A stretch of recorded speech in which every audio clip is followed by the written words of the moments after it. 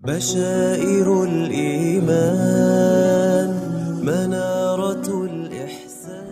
السلام عليكم ورحمة الله وبركاته. الحمد لله والصلاة والسلام على سيدنا محمد رسول الله وعلى آله وصحبه ومن والاه ولا حول ولا قوة إلا بالله. رب اشرح لي صدري ويسر لي أمري وثبتني على الإيمان.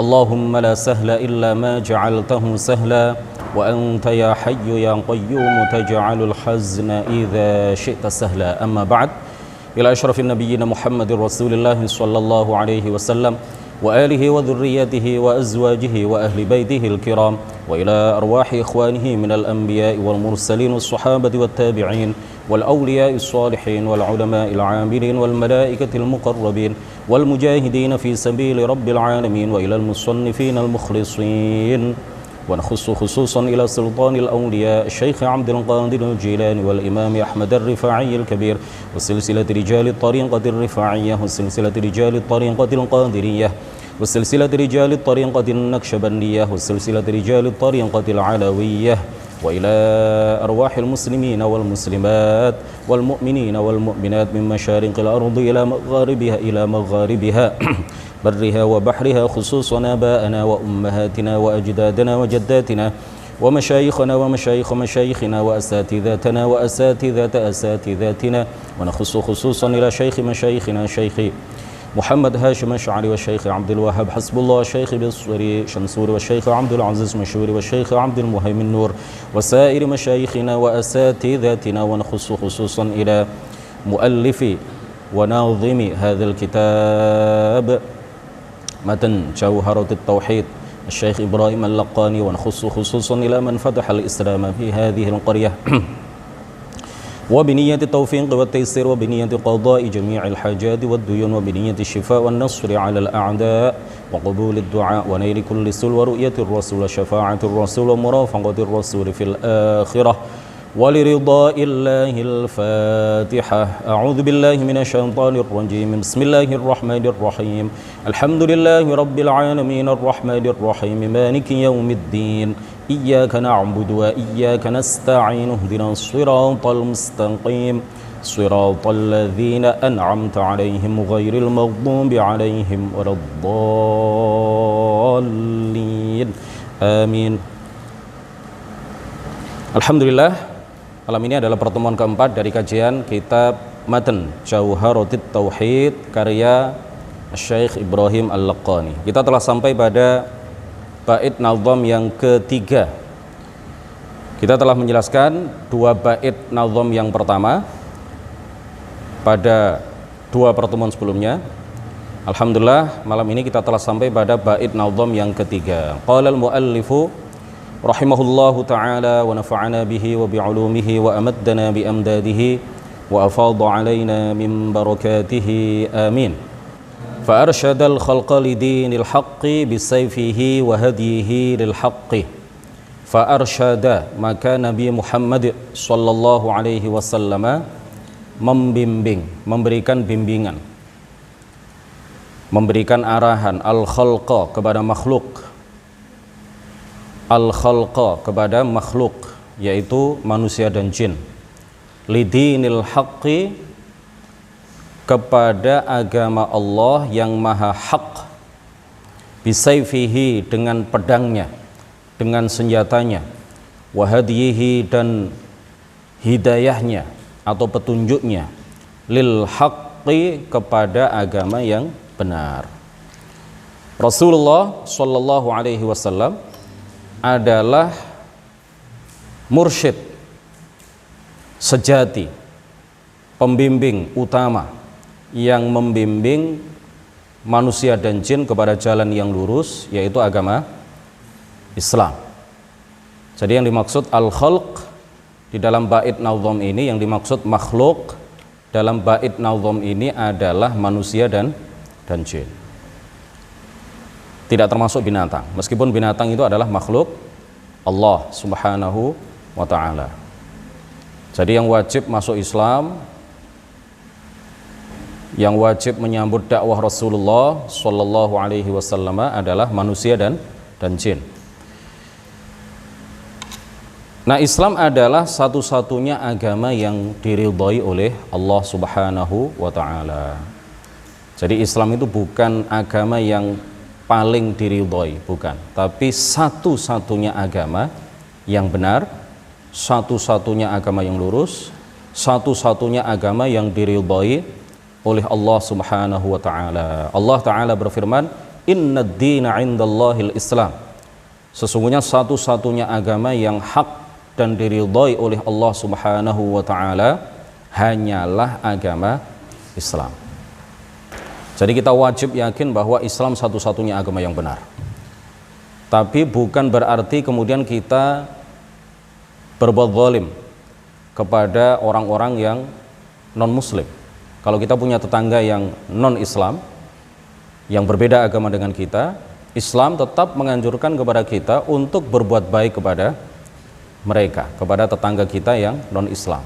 Banyak sekali teladan yang telah dicontohkan oleh para ulama, oleh Nabi sendiri, oleh para sahabat, oleh para ulama. Begitu mulianya akhlak mereka ketika memperlakukan tetangga-tetangga mereka yang agamanya berbeda dengan mereka. Orang-orang Yahudi, orang-orang Nasrani dan lain sebagainya itu tetap diperlakukan baik oleh mereka meskipun mereka secara keyakinan, secara akidah mereka yakin bahwa Islam adalah satu-satunya agama yang benar, satu-satunya agama yang diridhai oleh Allah Subhanahu wa ta'ala. Kemudian Islam adalah agama yang dibawa, sebagaimana sering saya sampaikan, Islam adalah satu-satunya agama yang dibawa dan diajarkan oleh seluruh nabi. Rasulullah sallallahu alaihi wasallam di dalam sebuah hadis sahih riwayat Al-Bukhari, Muslim dan lain sebagainya. Beliau bersabda, "Al-anbiya'u ikhwatun li'allat, ummahatuhum syatta wa dinuhum wahid." Ya, lafadznya berbeda-beda tetapi memberikan makna yang sama. Dalam satu riwayat dinuhum wahid wa ummahatuhum syatta. Dalam riwayat yang lain al-anbiya'u ikhwatun min 'allat, ya, dan beberapa lafadz yang lain. Tapi maknanya sama semuanya, bahwa para nabi itu ibarat saudara-saudara seayah tapi beda ibu. Diumpamakan para nabi seluruhnya mulai dari nabi yang pertama sampai nabi yang terakhir itu sebagai saudara-saudara satu ayah tapi beda ibu. Kenapa mereka diumpamakan atau diibaratkan sebagai saudara-saudara seayah? Karena agama mereka sama, yaitu Islam. Kenapa mereka diumpamakan adalah saudara-saudara yang beda ibu? Karena syariat mereka berbeda-beda. Wa ummahatuhum syatta, ini yang dimaksud adalah apa? Hukum-hukum yang dibawa oleh mereka itu syatta, berbeda-beda. Tetapi agama mereka dinuhum wahid, agama mereka sama, yaitu agama tauhid, ya, agama Islam, agama yang menyerukan kepada umat untuk hanya menyembah kepada Allah semata dan tidak menyembah kepada selain Allah Subhanahu wa ta'ala. Jadi Nabi adalah mursyid kita, ya, yang membimbing kita sebagai umatnya. Rasulullah tidak hanya membimbing umatnya dalam masalah-masalah yang berkaitan dengan agama, dengan akhirat, tetapi beliau juga membimbing umatnya, membimbing para sahabat, membimbing orang-orang setelah para sahabat dalam masalah-masalah biasa, dalam masalah-masalah keduniaan yang tidak ada kaitannya dengan agama. Tetapi ketika Rasulullah memberikan irsyad, memberikan bimbingan kepada para sahabat, kepada para umatnya dalam hal-hal yang kaitannya dengan dunia, maka beliau memberikan kebebasan. Silahkan kalau ikut, silahkan juga kalau tidak mau ikut bimbingan beliau. Tapi dalam masalah agama, beliau mewajibkan, ya, dalam bimbingan beliau terkait dengan masalah agama kepada kita, maka beliau mewajibkan kita semuanya sebagai umatnya untuk mengikuti beliau dalam hal-hal yang wajib, dalam perkara-perkara yang Allah wajibkan kepada kita untuk kita lakukan. Maka Rasulullah membimbing kita, memberikan bimbingan kepada kita, memberitahukan kepada kita, mengajarkan kepada kita akan hal itu, dan mengharuskan kita, mewajibkan kita, Rasulullah mewajibkan kita untuk melaksanakannya. Dan terkait dengan hal-hal yang diharamkan oleh Allah, Rasulullah memberikan bimbingan kepada kita agar kita menjauhi perkara-perkara yang haram tersebut. Al-Haq,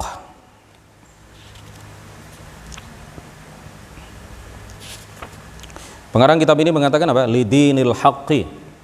Rasulullah membimbing makhluk, membimbing manusia dan jin kepada agama Allah yang maha hak. Jadi al-haq itu adalah salah satu nama Allah. Al-haqqu itu adalah salah satu al-asma al-husna, nama-nama Allah yang indah. Al-haq yang merupakan nama bagi Allah, ismun min asma'illahil husna, artinya adalah ats-tsabitul wujud, azalan wa abadan, fala yalhaquhul fana'u walaz zawal. Zat yang pasti ada secara akal. Zat yang pasti ada secara akal. Al-haq artinya apa? Al-haq yang merupakan salah satu nama Allah, artinya apa? Zat yang pasti ada secara akal, tidak mungkin tidak ada. Karena kalau Allah tidak ada, maka alam ini juga tidak ada.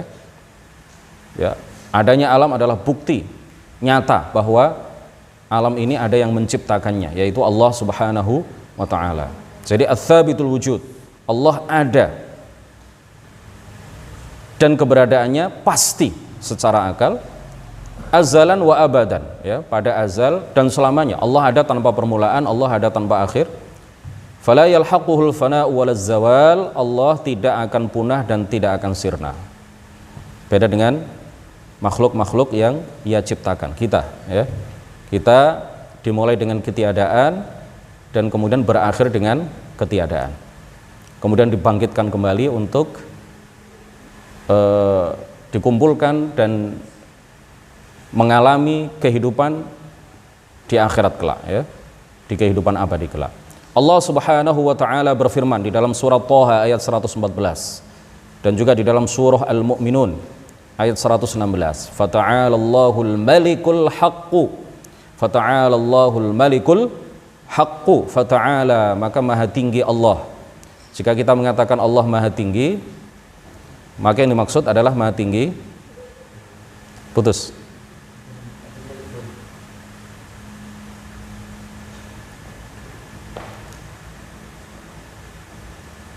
Ya, sudah? Ada gangguan sedikit. Allah Subhanahu wa taala berfirman, "Fata'alallahul malikul haqqu." Maha tinggi Allah Subhanahu wa taala al-Malik. Ya, zat yang memiliki alam semesta. Segala hal yang ada di dunia ini adalah milik Allah Subhanahu wa taala. Al-Haqqu. Ya, di sini disebutkan di dalam ayat ini salah satu nama Allah adalah Al-Haqqu.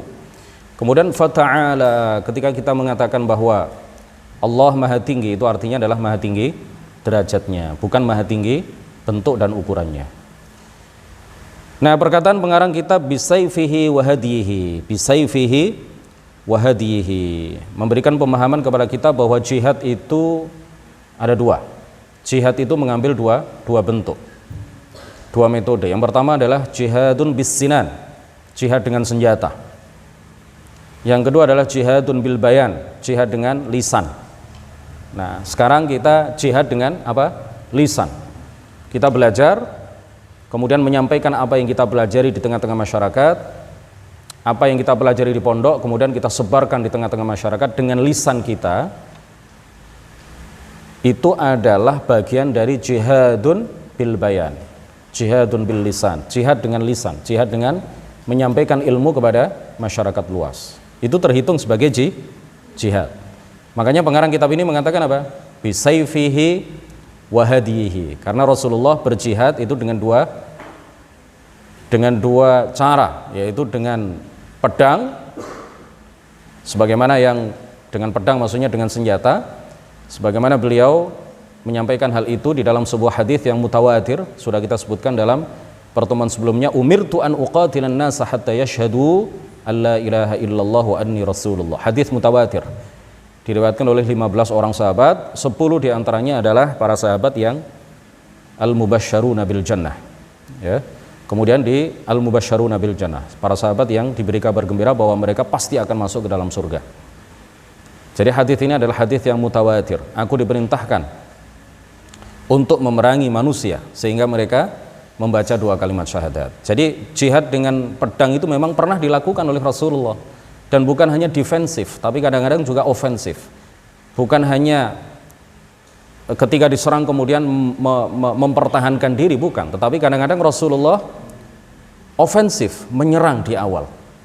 Di dalam kitab Sahih Al-Bukhari, Rasulullah diriwayatkan bahwa Rasulullah dan para sahabatnya menyerang Banil Mustalik, mengawali serangan, bukan mempertahankan diri.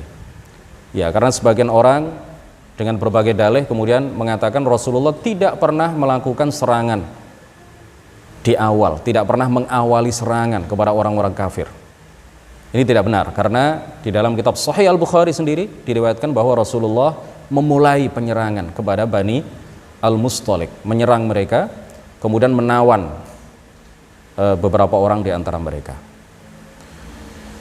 Rasulullah, nah sekarang kita, ya alhamdulillah, kita tidak pada zaman perang, kita di zaman yang damai, kita di era yang damai. Maka yang kita lakukan adalah jihadun bil bayan, jihadun bil lisan, bukan jihadun bis sinan, ya, dengan alasan pemerintah kafir dan lain sebagainya. Kemudian sebagian orang menyerang pemerintah, mengebom sana sini karena menganggap semuanya kafir. Mereka ini adalah orang-orang yang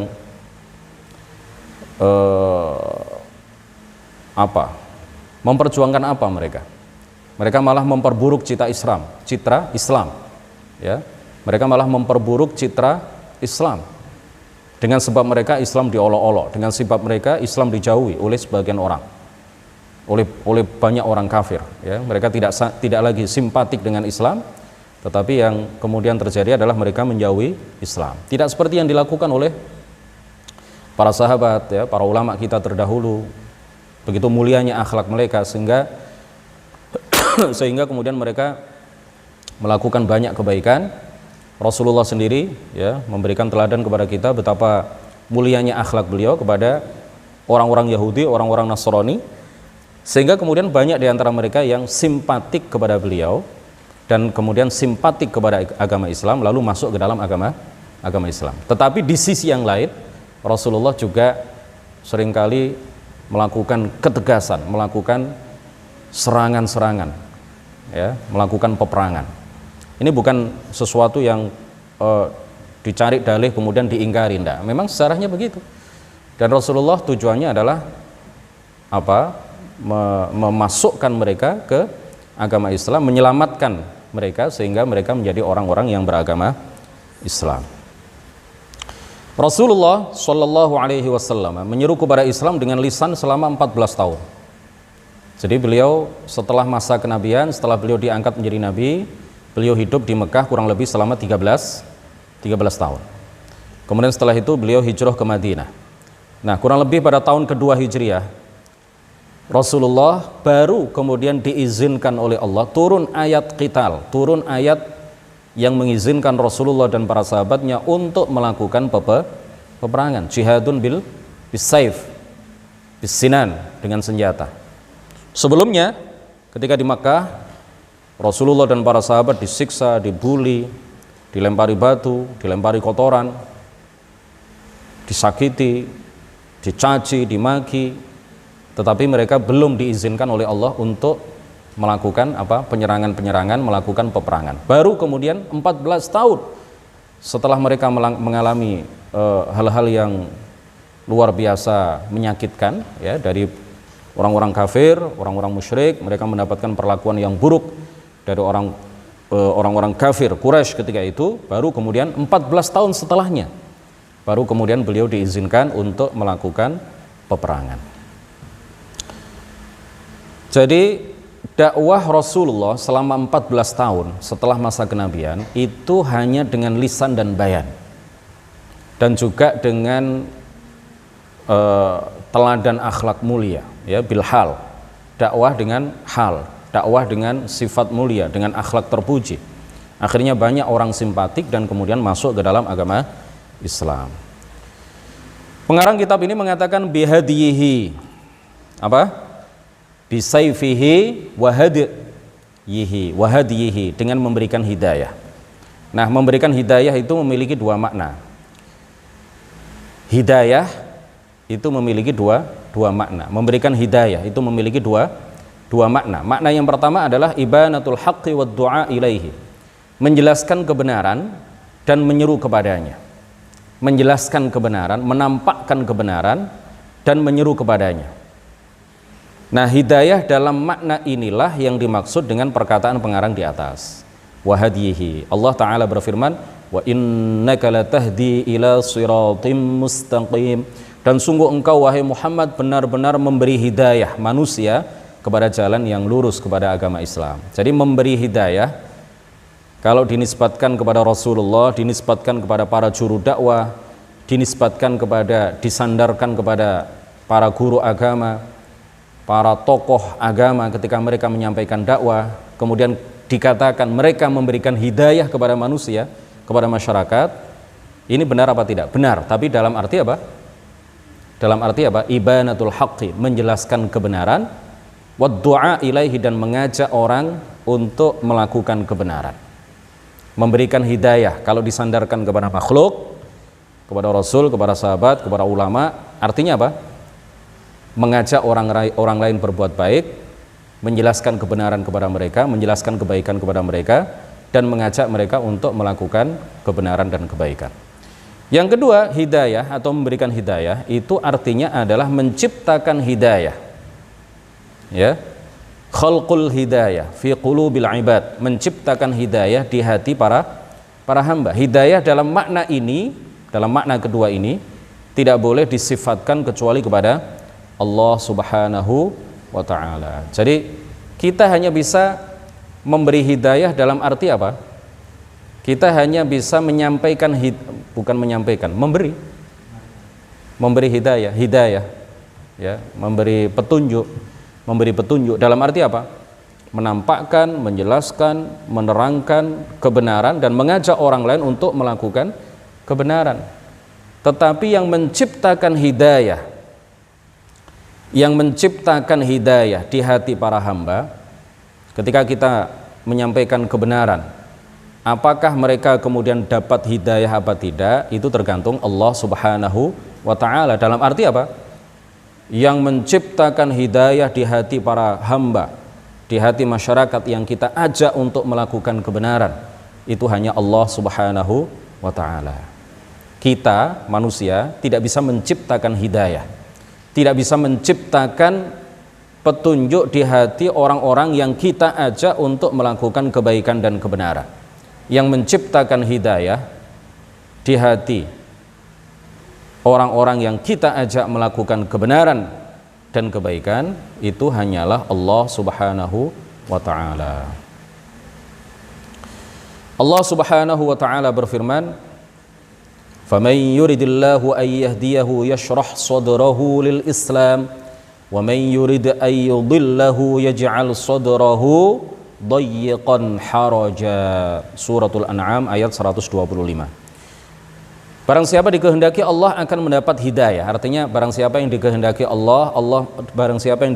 Allah menciptakan kebaikan, menciptakan hidayah dan petunjuk di hatinya, maka Allah akan membukakan hatinya atau dadanya untuk menerima Islam. Dan barang siapa yang dikehendakinya sesat, dia jadikan dadanya sempit dan sesak menerima kebenaran Islam.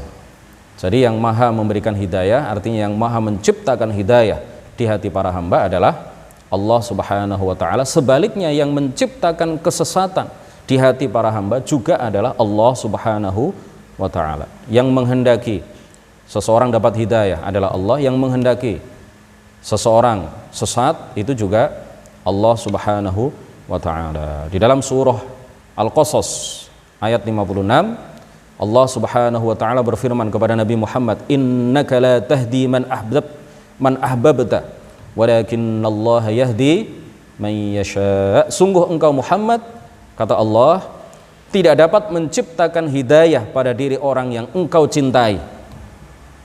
Engkau tidak bisa memberikan hidayah, engkau tidak bisa menciptakan hidayah pada Abu Lahab misalkan, pada Abu Jahal, pada Abu Talib, ya.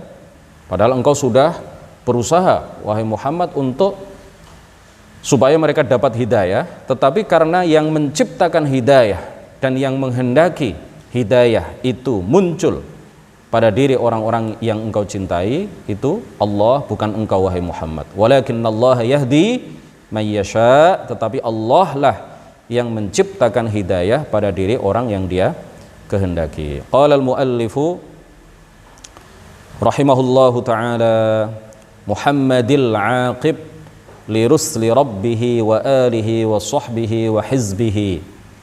Bait nazam yang keempat, ya. Sedikit lagi. Jangan ngantuk dulu. Muhammadil aqib li rusli rabbih wa alihi wa sahbihi wa hizbihi. Muhammad akhir bagi para rasul Tuhannya, Muhammadi, ya. Muhammad dibaca kasrah tanpa tanwin, Muhammadi, lil wazn, ya, lil wazn, untuk menyesuaikan dengan pola wazan. Karena darurat syair, kalau dibaca Muhammadinil aqibi nanti akan kacau, wazannya akan kacau. Makanya kemudian pengarang kitab ini nazim, kitab ini penyusun nazam kitab ini kemudian apa? Mengkasrah kata lafadz Muhammadi tanpa tanwin, Muhammadil aqib.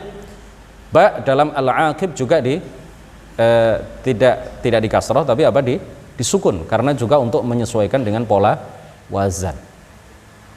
Kalau dikasrah nanti akan kacau, wazannya akan tidak yastaqim, ya,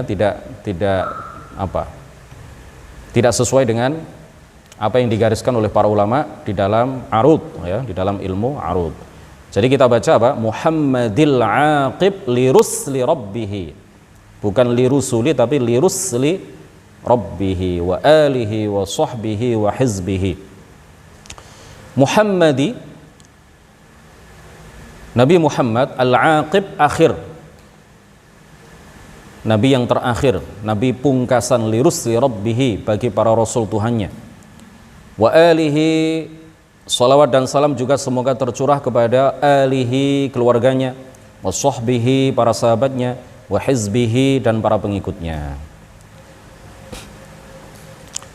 Para ulama menyebutkan bahwa Rasulullah SAW itu memiliki banyak nama. Jadi beliau tidak hanya bernama Muhammad, tapi beliau juga memiliki beberapa nama yang lain. Nama yang paling masyhur dan paling mulia di antara sekian banyak nama Rasulullah, nama Kanjeng Nabi Muhammad SAW adalah Muhammad. Nama yang paling masyhur, paling populer, paling mulia adalah Muhammad. Ya, Muhammad, bukan Muhammad.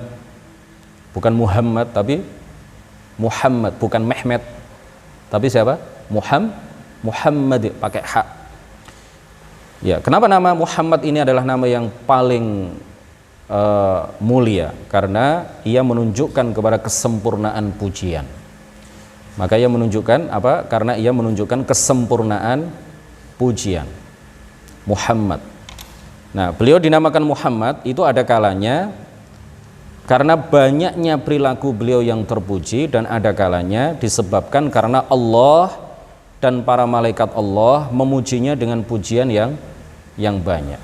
Allah Ta'ala berfirman, wa innaka la'ala khuluqin azim. Sesungguhnya engkau wahai Muhammad adalah orang yang berperilaku yang agung. Tidak hanya berperilaku yang terpuji, berperilaku yang agung. Luar biasa. Kemudian di dalam sebuah hadis yang diriwayatkan oleh Al-Bukhari, Rasulullah SAW mengatakan, li khamsatu asma, saya memiliki 5 nama. Ana Muhammad, aku adalah Muhammad. Wa Ahmad, aku adalah Ahmad.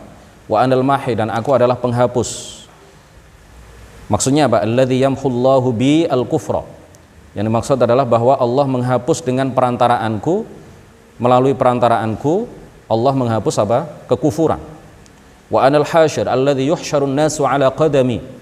Dan aku adalah manusia pertama yang dibangkitkan dari alam kubur dan dikumpulkan di suatu tempat kelak. Baru setelah itu manusia-manusia yang lain. Baru setelah itu kemudian manusia-manusia yang lain. Wa anal aqib. Jadi di dalam hadis ini Rasulullah menyebut bahwa diri beliau memiliki 5 nama. Muhammad, Ahmad, Al-Mahi, Al-Hashir, dan apa? Al-Aqib. Wa anal aqib, dan aku adalah Al-Aqib, yang artinya tidak ada seorang nabi pun sepeninggalku. Hadis riwayat Al-Bukhari. Hadis di atas tidak berarti bahwa nama nabi hanya 5. Ya, hadis di atas tidak berarti bahwa nama-nama nabi itu hanya berjumlah 5. Karena para ulama mengatakan bahwa nama-nama Rasulullah SAW itu lebih dari dari 5. Akan tetapi 5 nama tersebut kenapa disebutkan secara khusus oleh Rasulullah di dalam hadis riwayat Al-Bukhari tersebut? Karena 5 nama itu memiliki keistimewaan tidak pernah dipakai sebagai nama oleh seorang pun sebelum beliau. Jadi sebelum Rasulullah lahir tidak ada orang yang bernama Muhammad, Ahmad, Al-Hashir, kemudian siapa? Al-Aqib dan Al-Mahi. Ya, kecuali Muhammad. Muhammad itu sebagian ulama mengatakan ada sekitar 6 orang yang diberi nama Muhammad menjelang kelahiran beliau. Menjelang kelahiran beliau, karena para dukun, para peramal mereka mengatakan bahwa akan lahir seorang nabi akhir zaman yang bernama Muhammad. Para peramal mengatakan seperti itu. Kemudian masyarakat di era jahiliyah ketika itu, ketika mendengar informasi dari para peramal, lalu mereka memberikan nama anaknya dengan Muhammad dengan harapan apa? Anaknya akan menjadi nabi akhir zaman. Tapi sebelumnya nggak ada orang yang namanya Muhammad. Mulai zaman Nabi Adam sampai menjelang kelahiran beliau tidak ada orang yang bernama Muhammad. Sebagian ulama mengatakan ada 6. Sebagian ulama mengatakan yang memberikan nama anaknya dengan nama Muhammad menjelang kelahiran Nabi Muhammad itu ada 6. Sebagian mengatakan ada 3 dan ada pendapat-pendapat yang lain. Nah, kenapa 5 nama itu disebutkan oleh Rasulullah secara khusus? Ya, karena yang pertama alasannya adalah karena apa? 5 nama itu tidak pernah dipakai nama oleh orang-orang sebelum beliau, atau karena 5 nama itu adalah nama-nama yang diagungkan di kalangan umat-umat terdahulu atau di kitab-kitab Nabi terdahulu, atau karena 5 nama itu adalah nama-nama yang masyhur di kalangan umat-umat terdahulu atau di kitab-kitab para nabi terdahulu, bahwa 5 nama itu ya diterangkan di dalam kitab-kitab nabi terdahulu bahwa 5 nama itu akan menjadi nama bagi nabi akhir zaman. Al-aqib li rusli rabbih, artinya pungkasan para nabi. Pungkasan para nabi. Tiada nabi sepeninggal beliau. Dikatakan dalam bahasa Arab huwa aqibul anbiya. Kalau nama beliau adalah aqib, al-aqib, ainnya dimatkan, dipanjangkan. Al-aqib artinya tidak ada nabi sepeninggal beliau. Di dalam bahasa Arab kalau dikatakan huwa aqibul anbiya tanpa dipanjangkan huruf ainnya, huwa aqibul anbiya'i, artinya adalah akhiruhum. Nabi adalah pungkasan dari para nabi. Tidak ada nabi yang diutus oleh Allah menjadi nabi sepeninggal Rasulullah sallallahu alaihi wasallam. Kemudian wa alihi ya, semoga salawat dan salam tercurah kepada alun nabi. Kita kalau membaca salawat biasanya mengatakan apa? Allahumma sholli ala sayyidina Muhammad wa ala alihi. Apa yang dimaksud dengan alihi?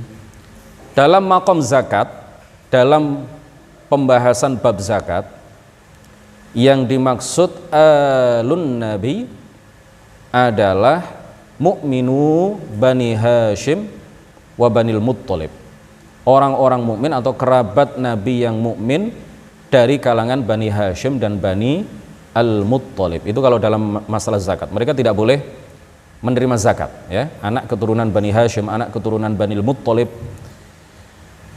tidak boleh menerima zakat. Jadi alun nabi kalau dalam masalah bab zakat, kalau dalam masalah zakat fi maqamiz zakah artinya adalah apa? Para kerabat Nabi yang mukmin dari kalangan Bani Hashim dan Bani Al-Muttalib. Dalam maqam pujian fi maqam al-madh was tsana, kalau dikatakan alun nabi artinya adalah seluruh kerabatnya yang mukmin. Seluruh kerabatnya yang mukmin, tidak hanya Bani Hashim dan Bani Al-Muttalib, seluruh kerabatnya yang mukmin. Itu masuk dalam kategori alun nabi. Dalam maqam doa, fi maqamid doa, ya, kalau dikatakan alun nabi, ketika kita berdoa Allahumma sholli ala sayyidina Muhammad wa ala alihi wa sahbihi wa sallim, itu fi maqamid doa ya. Kita ingin mendoakan supaya alun nabi mendapatkan salawat dan salam dari Allah. Dalam maqam doa, kalau disebut alun nabi, yang dimaksud adalah orang-orang yang bertakwa dari kalangan umatnya semuanya. Kerabat Nabi, bukan kerabat Nabi, asalkan mereka adalah orang-orang yang bertakwa, maka masuk dalam kategori alun Nabi dan setiap saat, setiap waktu didoakan oleh orang-orang mukmin dalam sholawat-sholawat yang dibaca oleh mereka. Sholawat dan salam juga semoga tercurah kepada para sahabat. Sahabat artinya adalah definisi sahabat, seseorang yang bertemu dengan Nabi setelah masa kenabian, jadi bukan sebelum masa kenabian.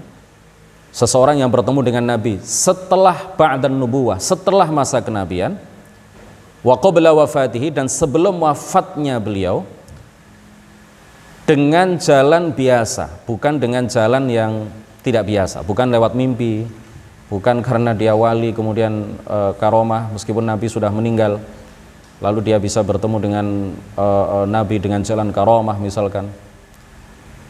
Bukan dengan cara itu, tetapi sahabat adalah yang bertemu dengan Nabi setelah masa kenabian dan sebelum wafatnya beliau dengan jalan biasa di dunia nyata, kemudian beriman kepada beliau dan meninggal dalam keadaan beriman, meskipun ya seandainya disela-selai dengan murtad antara masa bertemunya dia dengan Nabi dalam keadaan beriman dengan wafatnya Nabi, itu diselai dengan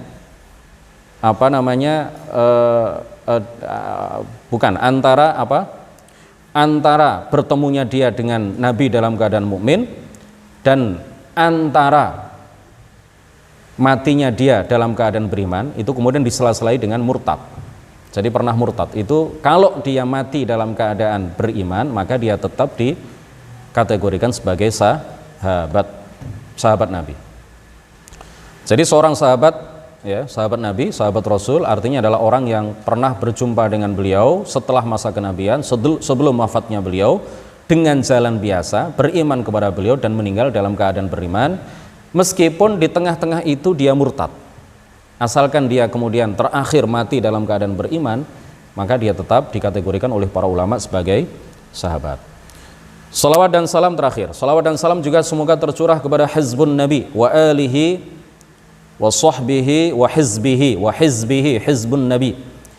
Apa yang dimaksud dengan hizbun Nabi? Mereka adalah para pengikut Nabi dan para pengikut yang mengikuti para pengikut Nabi dalam kebaikan. Semuanya itu adalah hizbun Nabi. Jadi hizbun Nabi adalah apa? Para pengikut Nabi. Kemudian orang-orang setelahnya, orang-orang setelah mereka yang mengikuti mereka dalam kebaikan sampai hari kiamat, sampai menjelang hari kiamat, mereka semuanya adalah kategori apa? Hizbun Nabi. Sedangkan istilah Hizbullah, pernah dengar ya? Hizbullah itu artinya apa? Mereka adalah orang-orang yang beragama dengan agamanya dan menaatinya. Orang yang beragama dengan agama Allah, yaitu Islam, dan taat 100% kepada Allah Subhanahu wa ta'ala, hingga Allah kemudian menolong dan membela mereka. Ini adalah definisi atau pengertian jika disebutkan Hizbullah menurut Al-Akhfash, menurut Imam Al-Akhfash. Nah, sebutan Hizbullah ini tidak kita katakan bagi para kelompok pembawa bid'ah. Bagi para kelompok pembawa bid'ah. Seperti siapa? Orang-orang Wahabi. Mereka membawa bid'ah i'tiqadiyah. Mereka membawa bid'ah dalam bidang akidah. Membagi tauhid menjadi 3 dan lain sebagainya. Mengatakan bahwa Allah Subhanahu wa ta'ala bertempat tinggal di atas arasy. Ini semuanya adalah bid'ah, keyakinan yang dibawa oleh orang-orang Wahabi. Maka sebutan Hizbullah itu tidak layak disematkan bagi mereka. Demikian kajian kita pada malam hari ini, mudah-mudahan barokah dan membawa manfaat bagi kita semuanya. Mudah-mudahan menjadi ilmu yang bermanfaat dan ilmu yang barokah. Subhanakallahumma wa bihamdik asyhadu an la ilaha illa anta astaghfiruka wa atubu ilaik. La ilaha illallah. Allahumma salli ala sayyidina Muhammad wa ala alihi wa sahbihi wa sallim. Rabbighfirli wa liwalidayya wa lil mu'minina wal mu'minat. Wassalamu alaikum warahmatullahi wabarakatuh.